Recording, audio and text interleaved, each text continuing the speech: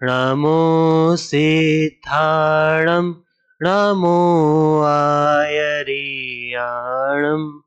नमो अच्छायाणं नमो दोये सवसाहूणं वन्दितु सर्वसिद्धे ध्रुवमचर्मणो वमं गदिं पत्ते वोच्छामि समय पाहुड मृण्मो सुदकेवरी भणिदं नमः समय साराय स्वानुभूत्या चकासते चित्स्वभावाय भावाय सर्वभावान्तरच्छिदे देहादिक से भिन्न जो पर्यायों से पार ज्ञान स्वभावी आत्मा दे आनंद अपार दे आनंद अपार। विगत दिनों से समय सार की छठी और सातवीं गाथा पे हमारी चर्चा हो रही है। तो उसमें देखा जाए तो छठी और सातवीं गाथा किस लिए फेमस है? क्योंकि छठी और सातवीं गाथा में क्या बताया है? द्रव्य दृष्टि का विषय। क्या बताया है? द्रव्य दृष्टि का विषय। ठीक है, तो जो छठी गाथा है, आज देखा जाए तो अंतिम प्रवचन है सातवीं गाथा का। कल से कौन सी गाथा स्टार्ट होगी? आठवीं गाथा स्टार्ट होगी। तो अभी जितना पुराना विषय हो गया है उसे एक बार रिमाइंड करेंगे, फिर थोड़ा सा आगे बढ़ेंगे और फिर कल से आठवीं गाथा स्टार्ट होगी। तो जो जो छठी गाथा है, तो उसमें क्या बताया गया है? इस आत्मा को, ज्ञायक भाव को किससे पार बताया गया है? पर्यायों से पार बताया गया है। पर्याय कैसी? प्रमत्त और अप्रमत्त, जितनी भी पर्याय है उससे पार बताया गया है। कौन सी गाथा में? छठी गाथा में। क्या कहा गया है? नवि होदि अपमत्तो ना पमत्तो जान को दुजो भावो। ना प्रमत्त है ना अप्रमत्त है।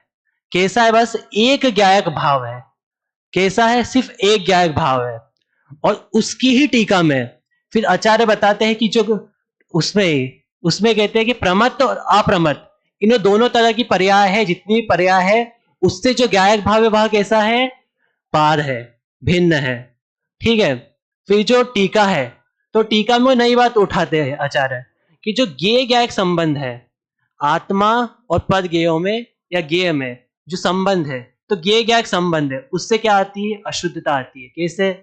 क्योंकि मैं ज्ञायक हूं और ज्ञेय है, तो मेरा स्वभाव क्या है? आत्मा का स्वभाव क्या है? जानना देखना है। तो मैं कौन हूं? जानने वाला कौन है? ज्ञायक है। और जानने में आने वाली वस्तु क्या है? ज्ञेय है। ठीक है, तो इसे एक उदाहरण के माध्यम से बताते हैं कि पद वस्तु को जानने से अशुद्धता नहीं आती है। कैसे? तो यहाँ पे अग्नि का उदाहरण देते हैं। जैसे कि कोई ईंधन है, जैसे लकड़ी है, तो उसमें क्या है? अग्नि है, तो वो जलेगा। या हम पेट्रोल की अग्नि माने, तो जो उसमें ईंधन की जो अशुद्धता है, अब कंडे की अग्नि माने, तो जो उस ईंधन की अशुद्धता है वह अग्नि में नहीं आती है। तो उसी प्रकार जो ये ज्ञायक है, इसमें क्या है? सभी ज्ञेय। हमारा स्वभाव कैसा है? जानना देखना है। तो इसमें सभी ज्ञेय कैसे है? झलकते हैं। झलकेंगे कि नहीं? क्योंकि क्या स्वभाव ही है जानना देखना, और जिसका स्वभाव ही जानना देखना है तो वह तो जानेगा देखेगा ही सही। हम तो आंख बंद करेंगे तो भी हम तो जानेंगे देखेंगे, क्योंकि ये आंखें क्या है? ये तो जड़ है, चेतन है। जड़ है और हम क्या है? चेतन है। तो हमारा स्वभाव ही जानना देखना है। तो अब पर वस्तु तो मैं जानने में आ रही है, तो इससे क्या है? अशुद्धता आ जाएगी क्या मुझे? नहीं आएगी। कैसे नहीं आएगी? क्योंकि जो ज्ञेय है, जैसे कि माइक है और मेरा स्वभाव है जानना देखना, मैंने इस माइक को जाना तो है, पर मैंने जाना है तो मैंने इस माइक को अपने ज्ञान से जाना है। और जो ये इस माइक का जो आकार है वो मेरे ज्ञानाकार रूप हुआ है, तो मैंने इसे जाना है। ये ज्ञेयाकार है। देखा जाए तो ये ज्ञेय है, मैं ज्ञायक हूं। अब मैंने तो इसे जाना तो है, पर अब जाना किसने है? मैंने जाना है। और ज्ञान किसके पास है? मेरे पास ज्ञान है। और उसके बाद जो इसमें इसका जो आकार है वो किसमें बना है? ज्ञान में बना है। तो ऐसे मेरे ज्ञान में पद वस्तु को देखने से अशुद्धता नहीं आती है। इतनी बड़ी बात इसमें बताई गई है इस गाथा में। दर्पण का उदाहरण भी आपने सुना होगा, जैसे एक दर्पण है, उसके सामने क्या है, कितने भी पदार्थ आते जाते रहते हैं, तो दर्पण को कुछ होता है क्या? नहीं होता। उसका काम क्या है? पर वस्तु को झलकाने का। और जो ये गायक भाव है, ये पर वस्तु को तो जानता ही है, पर अपने आप को भी जानता है। ऐसा नहीं कि जैसे वह तो दर्पण है तो वह तो पर वस्तु को झलकाने का काम है, पर वो अपने आप को नहीं जानता। पर हमारा क्या काम है? हम स्वयं को भी जानते हैं, पद को भी जानते हैं। इस प्रकार इसमें अशुद्धता नहीं आती। अब आती है हमारी सातवीं गाथा। तो सातवीं गाथा में क्या कहा? एक बार गाथा पाठ करेंगे, उसके बाद विषय देखेंगे। व्यवहारेणुवदिस्सदि नाणिस्य चरित्रदंसनं नाणं न विनाणं न चरित्रं न दंसनं जाणगो शुद्धो दृग ज्ञान चारित जीव के है यह कहा व्यवहार से ना ज्ञान दर्शन चरण ज्ञाय शुद्ध है परमार्थ से। क्या कहा इस गाथा में? कि जो आत्मा है, जो एक ज्ञायक भाव है, जो आत्मा है, तो उसमें गुण है कि नहीं? गुण है। इस बात का निश्चय है आपको कि आत्मा में गुण है।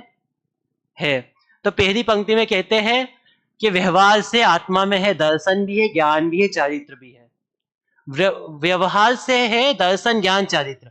और नीचे कहते हैं कि जो शुद्ध नय से, ना आत्मा में दर्शन है, ना ज्ञान है, ना चारित्र है। तो हम व्यवहार न्याय की बात मानेंगे कि शुद्ध न्याय की बात मानेंगे?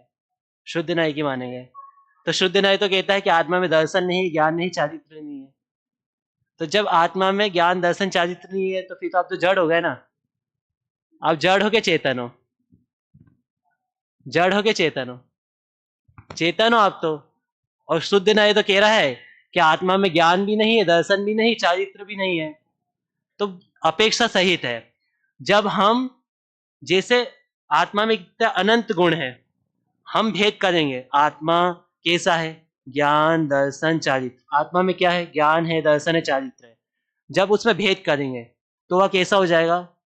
अब कैसा? भेद दृष्टि।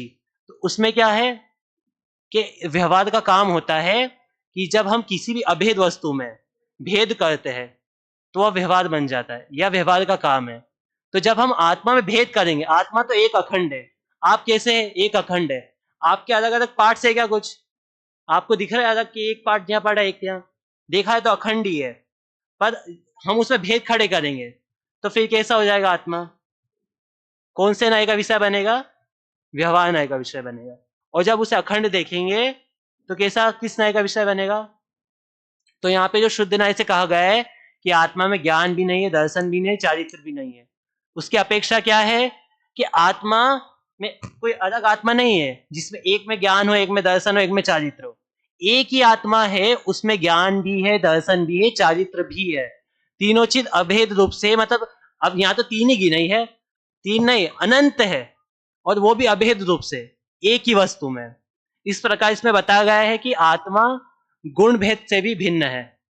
गुण उसमें शामिल है, दृष्टि के विषय में गुण शामिल है, पर कैसे, किस रूप में? अखंड रूप में उसमें शामिल है। पर भेद करोगे तो वह व्यवहार न्याय का विषय बनेगा, और व्यवहार न्याय का विषय बनने से क्या होगा? विकल्प खड़े होंगे, और विकल्प खड़े होने से क्या होगा? आत्मानुभूति नहीं होगी, सम्यक दर्शन नहीं होगा। ठीक है। पर अब ऐसा तो फिर कह दे कि हम तो निश्चय न्याय का विषय जान देते हैं, व्यवहार से हमें क्या प्रयोजन? व्यवहार को जानना ही क्यों है? ठीक है, हम तो सीधा निश्चय न्याय का विषय एक शुद्ध गायक त्रिकाली ध्रुव भगवान आत्मा हूं मैं, ऐसा जान देंगे तो इससे काम हो जाएगा क्या? काम तो इससे होने वाला है, पर हमें किसका किसका सहारा, किसका देना पड़ेगा? व्यवहार न्याय का। आगे आठवीं गाथा आएगी जो कल, उसमें बताएंगे कि जो आपने देखा होगा कि व्यवहार न्याय क्या है? प्रतिपादक है किसका? निश्चय न्याय का। ठीक है। तो आगे कल आप सुनोगे प्रवचन और उसके ऊपर। तो इसकी टीका में आचार्य ने बता दिया कि यहाँ पे आप बता दिया कि कोई जैसे कोई शिष्य है, वो क्या है, अभी इसने आत्मा कुछ सुना नहीं है, इसे कुछ नहीं पता है। अब मैंने इसे बता दिया कि एक आत्मा है, वो तो ऐसा अखंड है, एक ज्ञायक भाव है मात्र। तो उसे क्या पकड़ में आया? कुछ जानने में आया? कुछ समझ में आया? नहीं आया। फिर मैं उसे बताऊंगा कि आत्मा है, वह ज्ञानवान है, दर्शनवान है, उसका स्वभाव कैसा है, जानना देखना है, तो उसे समझ में आएगा? आएगा ना समझ में? तो उस शिष्य के लिए मुझे अभी व्यवहार से कथन करना पड़ेगा, पर उस व्यवहार को परमात्मा मान लेना। उससे क्या, उस व्यवहार से हमें पार होना है। और किसको जानना है? एक ज्ञायक भाव को जानना है। हमारा प्रयोजन मात्र व्यवहार से विषय को जानने का इतना ही है कि पहले हम उसे एक एक करके जाने, उसके अंश को जाने। फिर हमें जानना किसे है? जो एक आत्मा है, ज्ञायक भाव है, उसे ही जानना है। तो इस प्रकार इसी इसी टीका में आचार्य ने उत्तर दे दिया। उसके बाद अगली गाथा तो आएगी सही। अब कल हमने पढ़ा था कि जो दृष्टि का विषय है, तो दृष्टि के विषय में क्या है? एक ज्ञायक भाव, यह दृष्टि का विषय, परम शुद्ध निश्चय नय का विषय, यह दृष्टि का विषय है। अब एक प्रश्न उठा था जो अनुशीलन में है कि जो दृष्टि का विषय है उसमें वर्तमान पर्याय शामिल है कि नहीं? वर्तमान पर्याय जो अभी है मेरी, वह शामिल है या नहीं है? तो उसमें उत्तर दिया है कि नहीं है। तो फिर वो वर्तमान पर्याय शामिल नहीं है, तो वो वर्तमान पर्याय क्या करती है फिर? तो फिर वर्तमान पर्याय का कार्य कितना है कि जो द्रव्य है उसे देखना। जो अभी जो वर्तमान पर्याय प्रकट है उसका कार्य क्या है कि जो द्रव्य है उसकी ओर दृष्टि करना। और जब वह वर्तमान पर्याय द्रव्य की ओर दृष्टि करेगी तो क्या होगा? आत्मानुभूति होगी। निर्विकल्प दशा में आत्मानुभूति होती है और सम्यक दर्शन होगा। ठीक है। तो पर आगे जाके फिर ये कहेंगे कि जो आत्मा है, जो वस्तु होती है, वह तो अपने स्वचतुष्टय युक्त होती है। स्वचतुष्टय कौन कौन से? द्रव्य, छेद, कार, भाव। तो आपने क्या कहा? आपने जो अनंत गुण है उनको को अखंड रूप में दृष्टि के विषय में डाल दिया। असंख्यात प्रदेश है उनको को भी अखंड रूप में दृष्टि के विषय में रख दिया आपने। पर आपने क्या किया फिर? जो कार्य की नित्यता है, मतलब जो पर्याय है, तो पर्याय को तो आपने हटा दिया ना एकदम से, वर्तमान पर्याय को आपने हटा दिया। तो जो कार्य है उसमें वो तो एकदम से हट गया ना। तो फिर उसकी नित्यता कैसे रही? सीधे से समझते कि वर्तमान पर्याय शामिल नहीं है। ठीक है, दृष्टि के विषय में। फिर उसके बाद आपने वस्तु कैसी है? स्वचतुष्टय युक्त है, जिसमें क्या?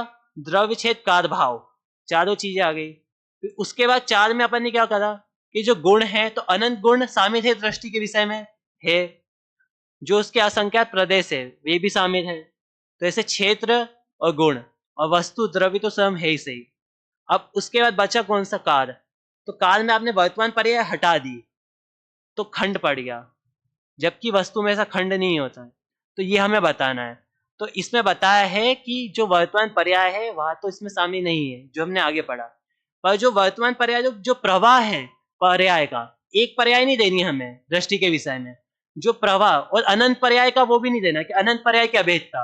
हमें कैसा देना है कि जो प्रवाह रूप है ना उनका, कि एक पर्याय, जैसे अभी एक पर्याय मेरी आई है, एक समय की एक पर्याय, उसके बाद नेक्स्ट पर्याय, उसके बाद एक और पर्याय। तो ये लगातार जो निरंतरपना है पर्याय का, जो निरंतरपना है, जैसे एक माला के माध्यम से समझाते हैं कि एक मोती के बाद सेकंड मोती आना ही है, उसका थर्ड, फोर्थ, फिफ्थ। तो ऐसे पर्याय भी निरंतर आनी ही है। तो जो प्रवाह क्रम है पर्यायों का, वह इस दृष्टि के विषय में शामिल है। ठीक है। फिर उसके बाद कल प्रश्न उठा था कि द्रव्य दृष्टि का विषय, तो इसमें क्या आया है? शब्द द्रव्य आया है। तो द्रव्य का मीनिंग तो हमने सुना है, छह द्रव्य। जो हम पूजा के द्रव्य है वे भी द्रव्य है। फिर जो वस्तु का जो मूल स्वरूप उसे भी द्रव्य कहते हैं। फिर हमने स्वचतुष्टय देखे, उसमें भी एक द्रव्य आया। तो द्रव्य दृष्टि में कौन सा शामिल है, हम कौन सा द्रव्य दृष्टि के अंदर रखे? तो फिर उसमें कहा कि ये सब तो नहीं है, पर जो स्वचतुष्टय है जिसमें क्या है? द्रव्य, छेद, कार, भाव। तो द्रव्य, छेद, कार, भाव चार चीजें हैं। वस्तु है, वस्तु कैसी होती है? द्रव्य, छेद, कार, भाव सहित ही होती है। ठीक है, हर प्रत्येक वस्तु ऐसी होती है। तो जिसमें द्रव्य, छेद, कार, भाव है, तो हम देखेंगे कि द्रव्य है तो उसमें दो पक्ष है, सामान्य, विशेष। द्रव्य कैसा होता है? वस्तु है, वस्तु में चार चीजें, द्रव्य, छेद, कार, भाव। और उसके अंदर भी जो द्रव्य वाला पार्ट है उसमें क्या? दो पार्ट है, सामान्य, विशेष। फिर प्रदेश वाला पार्ट है, उसमें क्या है? भेद, अभेद। फिर जो गुण वाला पार्ट है, भाव वाला पार्ट है, उसमें क्या? एक, अनेक। और फिर उसके बाद काल है, नित्य, अनित्य। तो जो इसके अंदर हमने देखा ना, जो एक तरफ का जो पार्ट है सामान्य, नित्य, एक, अभेद, ये किस न्याय का विषय है? द्रव्यार्थिक न्याय का विषय है। ठीक है, किस न्याय का विषय है? द्रव्यार्थिक न्याय का विषय है। और इसके अपोजिट कैसा? विशेष, अनित्य, अभेद, भेद, सॉरी भेद, और कैसा? ये किस न्याय का विषय है? पर्यायर्थिक न्याय का विषय है। ठीक है, तो ये पर्यायर्थिक न्याय का विषय है। तो एक तरफ है सामान्य, एक तरफ है विशेष, एक तरफ है अभेद, एक तरफ है भेद, एक तरफ है नित्य, एक तरफ है अनित्य, और एक तरफ क्या है? तो देखा जाए तो इस तरफ का जो पार्ट है वह कैसा है? द्रव्यार्थिक न्याय का विषय, सामान्य, एक, नित्य, अभेद। और इसके अपोजिट जो है वह किस न्याय का विषय है? पर्यायर्थिक न्याय का विषय है। तो हमें द्रव्य दृष्टि में किसको शामिल करना है? कि जो एक वस्तु है, वस्तु के अंदर चार भेद है, द्रव्य छेद काल भाव, इसमें भी दो दो पार्ट हो गए। उसमें जो इस तरफ का भेद है सामान्य, एक, नित्य, अभेद, और इसके अपोजिट तो जो द्रव्यार्थिक न्याय का विषय है, और एक है पर्यायर्थिक न्याय का विषय। तो जो पर्यायर्थिक न्याय का विषय है वह दृष्टि के विषय में शामिल नहीं है। ठीक है, और जो पर्यायर्थिक न्याय का विषय उसे क्या कहते हैं? उसे पर्याय संज्ञा कहते हैं, उसे कहते हैं पर्याय। और जो द्रव्यार्थिक न्याय का विषय उसे द्रव्य कहते हैं। तो जो द्रव्यार्थिक न्याय का विषय है कैसा? एक, अभेद, अखंड, ऐसा जो आत्मा है नित्य, वह क्या है? द्रव्यार्थिक न्याय का विषय है। और उस जो द्रव्यार्थिक न्याय का विषय उसे द्रव्य कहते हैं। तो द्रव्यार्थिक जो द्रव्य दृष्टि है उसमें क्या शामिल होगा? सामान्य, नित्य, अभेद और एक, ये द्रव्य दृष्टि में शामिल है, पर्यायर्थिक न्याय का विषय नहीं। तो इस प्रकार इसका प्रश्न के कैसा? सामान्य, अभेद, एक, अखंड आत्मा ही द्रव्य दृष्टि में शामिल है। फिर इसके बाद आचार्य ने यहाँ पे उदाहरण दिया था कि एक ही वस्तु कैसी है? बस एक ही वस्तु है, उसमें किस अपेक्षा क्या हो? एक ही वस्तु तो एक ही है, पर वस्तु में कोई किस अपेक्षा से, इसे द्रव्यार्थिक न्याय का विषय कहते हैं, मतलब निश्चय का विषय, किस अपेक्षा? पर्यायर्थिक न्याय का विषय। तो अब अग्नि के उदाहरण के माध्यम से समझाते हैं कि जैसे एक अग्नि है, आप सबने अग्नि देखी है, प्रतिदिन देखते होंगे। तो अग्नि है, तो अग्नि का स्वभाव कैसा है? देखा जाए तो हमें ठंड, अभी तो ठंड है तो हम तापते हैं, तो उसमें हम क्या? गर्मी के लिए तापते हैं। तो उसका स्वभाव कैसा है? दाहकपना उसमें है। फिर हम खाना पकाते हैं, तो उसमें क्या है? जो वाचक शक्ति भी है कि खाने को पका सके। फिर क्या है? प्रकाशक शक्ति भी है। कैसे? कि जब हम कैंडल जलाते हैं, अंधेरा होता है, तो उससे क्या? कोई रूम जैसे या दिया जलाए हम, तो उससे क्या? प्रकाश भी होता है। तो देखा जाए तो हम ऐसे तीन भेद भी कर सकते हैं कि अग्नि तो एक ही है, पर उसके तीन भेद भी कर दिए। कभी दाहक है, कभी पाचक है, कभी क्या है? प्रकाशक है। पर अग्नि कितनी है? अग्नि तो एक ही है, पर तीन भेद कैसे हो गए? क्योंकि हमें उसकी जो विशेषता की, मतलब देखा है तो कभी हमें तापना है तो हमें क्या? अभी हमें गर्मी चाहिए। फिर हमें खाना पकाना है, तो खाने पकाने के लिए हमें उसकी वो पाचक चाहिए। फिर क्या है कि प्रकाश करने के लिए, तो प्रकाश करने की अग्नि। तो अलग अलग यूजेस है, उसका स्वभाव कैसा है, पर है कि अग्नि तो एक ही है। तो ऐसे क्या? आत्मा कैसी है? आत्मा तो एक अखंड ज्ञायक ही है, पर उसे क्या? कभी उसे कह देते ज्ञान, कभी उसे कह देते हैं दर्शन, कभी उसे कह देते हैं चारित्र। ऐसे भेद क्यों डाले हमने? समझने के लिए और हमारा प्रयोजन सिद्ध करने के लिए। क्यों? क्योंकि आत्मा एक है, जैसे वहां पे अग्नि एक थी, पर कभी उसे ये कह दिया ये पाचक है, कभी प्रकाशक है, कभी दाहक है। ऐसे आत्मा को कभी कह देते दर्शन है, आत्मा दर्शनवान है, ज्ञानवान है, ठीक है, चारित्रवान है। पर देखा जाए तो आत्मा तो अखंड पिंड है, और हमें किसको जानना है? उस अखंड पिंड को जानना है। अब कैसे जानेंगे? कैसे जानेंगे? तो हमें वापस से पीछे आना पड़ेगा। ऐसा नहीं कि सीधा का सीधा ये माइक पड़ा है तो इसे जाना हमने। फर्स्ट बार इस माइक को देखते तो आपको पता होता कि ये माइक है? नहीं। तो कैसे जानते? किस ना किस वस्तु का सहारा देके जानते हैं। तो ऐसे जो ये आत्मा है, तो आत्मा तो देखा जाए तो देखने में तो आता नहीं है, तो हमें किसकी मदद लेनी पड़ती है? हमें शास्त्रों की, या मुनिराजों की मतलब आचार्यों की सहायता लेनी पड़ती है।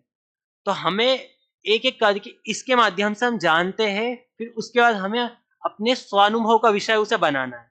कैसे नहीं कि सीधा आत्मा जानने में आ जाएगा, फिर तो हमें तो पता ही नहीं था कि आत्मा कुछ होता भी है। हमने कैसे जाना, इससे जाना।